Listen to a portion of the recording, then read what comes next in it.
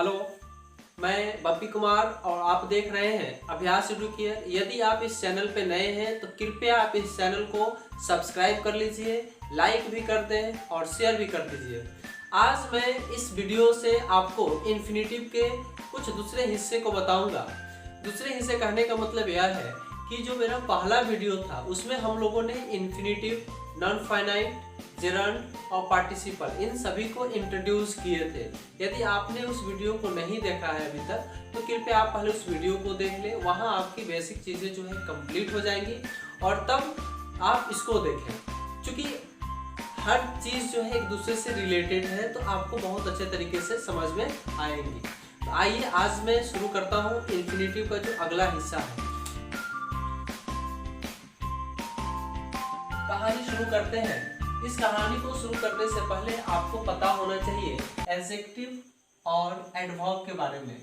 देखिए, जो एडवर्ब होता है ये वर्ब को एडजेक्टिव का, ये वर्ब का एडजेक्टिव का और खुद अपना ये क्वालिफाइज करता है, विशेषता बताता है, इसलिए इसको हम लोग बोलते हैं एडवर्ब। लेकिन एडजेक्टिव क्या करता है, किसी नाउन की या फिर प्रोनाउन की विशेषता को बताता है। यानी कि नाउन या प्रोनाउन को क्वालिफाई करने वाले वर्ड क्या होते हैं, एडजेक्टिव होते हैं।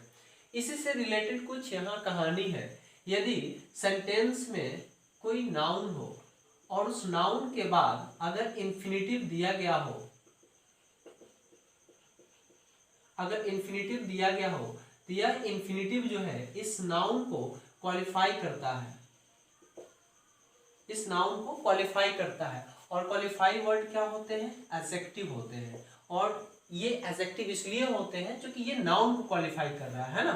तो इस तरीके से आप ये कह सकते हैं कि नाउन को क्वालिफाई करने वाला इन्फिनेटिव आपको एडजेक्टिव इन्फिनेटिव कहलाता है। क्या कहलाता है, एडजेक्टिव इन्फिनेटिव कहलाता है। ये आपका एक पहला कंसेप्ट है। जैसे इसको हम लोग सेंटेंस से समझते हैं, I have no work to do.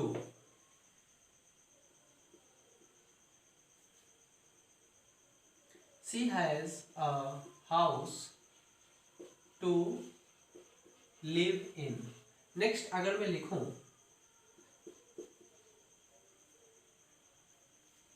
he had a pen to write with। अब आप यहाँ देखिए, यहाँ पेन, हाउस एंड वर्क ये सभी के सभी जो है आपके नाउन है।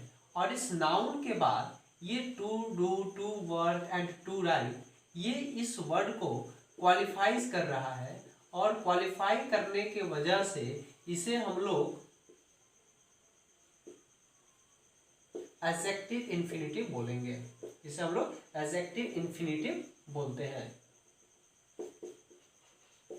तो आपको एक ये कंसेप्ट निकल करके आया कि यदि सेंटेंस में कोई नाउन हो और उस नाउन के बाद कोई इन्फिनेटिव हो और ये इन्फिनेटिव इस नाउन को क्वालिफाई करता है, इसलिए ये इन्फिनेटिव जो होता है आपका एडजेक्टिव इन्फिनेटिव कहलाता है। जैसे आपने यहाँ एग्जांपल से समझा। अब मैं दूसरे कंसेप्ट की बात करूंगा।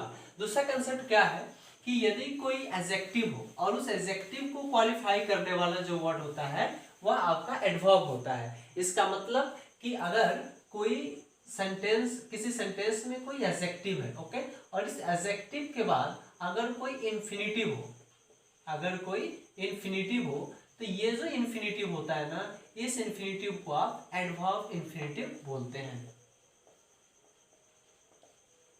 एडवर्ब इन्फिनेटिव बोलते हैं। जैसे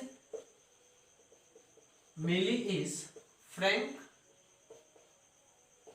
टू स्पीक। यहाँ आप देखिए, यहाँ जो फ्रैंक है ना, ये फ्रैंक आपका एडजेक्टिव है और इस एडजेक्टिव को क्वालिफाई कौन कर रहा है, टू स्पीक। और एडजेक्टिव को क्वालिफाई करने वाला वर्ड क्या होता है, आपका एडवर्ब होता है। ये तो एडवर्ब है लेकिन ये टू प्लस वीवर है ना, इसलिए ये चूंकि इन्फिनेटिव है तो इसको हम लोग एडवर्ब इन्फिनेटिव बोलते हैं। ये चीज मैं इसलिए बता रहा हूँ कि कभी कभी एग्जाम में पूछता है, इन्फिनेटिव का स्टेट पूछता है कि वह सेंटेंस में इन्फिनेटिव तो है लेकिन कैसा इन्फिनेटिव है। तो इन सारी चीजों को आपको समझना होगा। अगर मैं दूसरे सेंटेंस की बात करूं, she is kind to donate, है ना। तो आपने यहाँ देखा कि ये काइंड क्या है, आपका एडजेक्टिव है, और इस एडजेक्टिव के बाद ये आपका इन्फिनिटिव है, और इस एडजेक्टिव को ये क्वालिफाइज कर रहा है, और इसलिए ये जो टू डोनेट जो है ना आपका एडवर्ब इन्फिनिटिव कहलाएगा। तो ये सारा चीज जो है आपको स्टेट पूछता है, जो आपको जरूरी था। अब हम लोग इन्फिनिटिव के जो नेक्स्ट टॉपिक है ये बहुत ही इंपॉर्टेंट है, और ये सबसे ज्यादा एग्जाम में पूछे जाते हैं, इसको समझते हैं। इसे हम लोग समझते हैं बेयर इन्फिनिटिव के नाम से। बेयर इन्फिनिटिव, देखिए बेयर इन्फिनिटिव जो होता है, बेयर का मतलब होता है विदाउट, विदाउट, या आप इसको अनकवर्ड भी बोल सकते हैं, अनकवर्ड, है ना। जैसे कि अगर कोई भी वर्ब आता है, मतलब कि कोई भी बेस फॉर्म आता है, V1 आता है, लेकिन वह बिना टू का आए, टू को अपने साथ नहीं लाए, तो वैसे वर्ब को आप बेयर इन्फिनिटिव से समझते हैं। इसके लिए कंसेप्ट क्या आता है कि जितने भी मॉडल एक्सिलरीज वर्ब हैं, जैसे शैल है, should, can, could, may, might, है ना, विल, वुड, मस्ट, ये जितने भी मॉडल एक्सिलरीज वर्ब है ये अपने बाद कभी भी 2+V1 नहीं लेते हैं, ये सिर्फ और सिर्फ क्या लेते हैं, सिर्फ V1 लेते हैं, है ना। तो ऐसे मॉडल एक्सिलरीज वर्ब को आप बेयर इन्फिनिटिव का यूज करा सकते हैं। जैसे आई शैल टू गो टू गोवा, ये सेंटेंस आपका गलत है, क्योंकि यहाँ शैल है ना, और शैल तो कभी टू लेता नहीं है, इसलिए यहाँ से आपको टू हटाना होगा। अब सेंटेंस करेक्ट हुआ। नेक्स्ट सेंटेंस अगर मैं लिखूं, he can to speak English, आपने अभी देखा कि यहाँ कैन के बाद क्या आया, टू आया, जो कि गलत है। ये जितने भी वर्ड है ये अपने बाद सिर्फ और सिर्फ क्या लेते हैं, V1 लेते हैं, टू का प्रयोग नहीं लेते। तो ऐसे वर्ड को आप लोग वेयर इन्फिनिटिव के कैटेगरी में रखेंगे। नेक्स्ट जो वेयर इन्फिनिटिव का जो कंसेप्ट है वह यह है कि यदि सेंटेंस में लेट हो, वाइड हो, मेक हो, है ना, मेक का मतलब सिर्फ पैसिव में, सॉरी एक्टिव वॉइस में, एक्टिव में याद रखिएगा, मेक सिर्फ एक्टिव में, लेट हो, वाइड हो, मेक हो,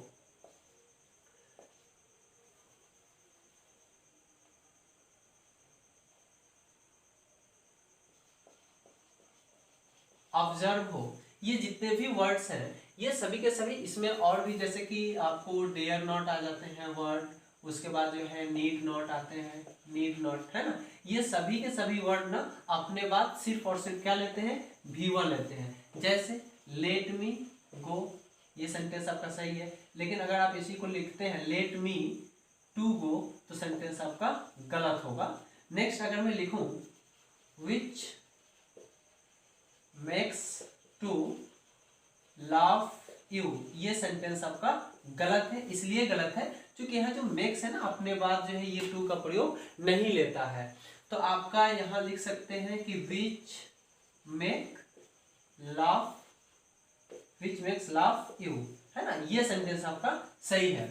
अब डेयर नॉट और नीड नॉट पे एक कंसेप्ट निकल करके आता है कि सर जब मॉडल एक्सिलरीज वर्ब है तो चूंकि डेयर और नीड भी आपका मॉडल एक्सिलरीज वर्ब होता है, जब ये डेयर और नीड मॉडल एक्सिलरीज वर्ब है तो इस कैटेगरी में क्यों नहीं रखे थे, बिल्कुल सही। अगर मैं लिखूं I need to go dear, ये सेंटेंस आपका सही है, लेकिन अगर मैं लिखूं I need not go dear तो भी सेंटेंस सही है, लेकिन अगर मैं लिख दूं I need not to go there तो ये सेंटेंस आपका गलत है। क्यों गलत है, क्योंकि नीड के साथ नॉट रहे, डेयर के साथ नॉट रहे, तो इनके साथ सिर्फ और सिर्फ आप V1 का प्रयोग कर सकते हैं। तो इस तरीके से इन सारी चीजों को आप लिख लीजिए, फिर हम लोग जो है इसके बेयर इन्फिनिटिव के अगले कंसेप्ट को इसको डिस्कस करेंगे। अब हम लोग देखेंगे कि कैसे यहाँ कुछ फ्रेजेस लिखे गए हैं। इसको समझने से पहले मैं आपको बता दूं कि जैसे अभी हम लोगों ने मॉडल एक्सिलरीज वर्ब की बात किए थे जिसमें shall, should, can, could, may, might, है ना, लेकिन अगर इसके बाद हैव का प्रयोग कर दिया जाए, है ना, यानी कि मॉडल ऑक्सिलरीज वर्ब के बाद हैव का प्रयोग कर दिया जाए, तो इसके साथ आप इन्फिनेटिव का प्रयोग कर सकते हैं। ये कंसेप्ट आप याद रखेंगे, इन्फिनेटिव का प्रयोग कर सकते हैं। जैसे अगर मैं सेंटेंस लिखूं, you will have to visit Delhi, तो ये सेंटेंस आपका गलत, सही है, सही है, क्योंकि यहाँ टू विजिट जो है ना, और यहाँ हैव आने की वजह से हुआ। अगर यहाँ से हैव आप हटा देते हैं तो सीधे सीधे विल है, और विल कभी भी टू को एडजस्ट नहीं करता, तो गलत हो जाता है। लेकिन यहाँ हैव आने की वजह से यहाँ टू विजिट आपका करेक्ट सेंटेंस है। नेक्स्ट ये कुछ फ्रेजेस हैं, इस फ्रेजेस को समझना होगा। जैसे वुड रैदर है, सूनर देन है, हैड बेटर है, नथिंग बट है, नीड हार्डली है, कैनॉट बट है, सिर्फ बेटर भी वर्ड आता है ना। तो अगर ये सभी वर्ड आपको सेंटेंस में दिखे तो ये अपने बाद सिर्फ और सिर्फ जो है ना V1 लेते हैं, इन्फिनेटिव का प्रयोग नहीं कराते, और इसलिए जो है ना इनको हम लोग वेयर इन्फिनेटिव से समझते हैं। आप इसको लिख लीजिए। अब देखिए, जैसे इस पे अगर हम लोग एग्जाम्पल की बात करते हैं, तो अगर मैं लिखूं she did nothing but to sleep, वह कुछ नहीं की, सिर्फ सोई, है ना। तो यहाँ क्या है ना कि यहाँ नथिंग बट जो है आपका फ्रेज जो दिख रहा है, इसके बाद तो टू एडजस्ट नहीं करेगा, इसका मतलब कि यहाँ से टू आपको हटाना होगा। अब सेंटेंस करेक्ट हुआ, सी डिड नथिंग बट स्लीप। अगर मैं नेक्स्ट सेंटेंस की बात करूं, अगर मैं लिखूं you had better to sleep now, है ना, तो यहाँ आप देख सकते हैं कि अब आपके लिए सोना अच्छा है। तो यहाँ टू स्लीप नहीं होगा, क्योंकि हैड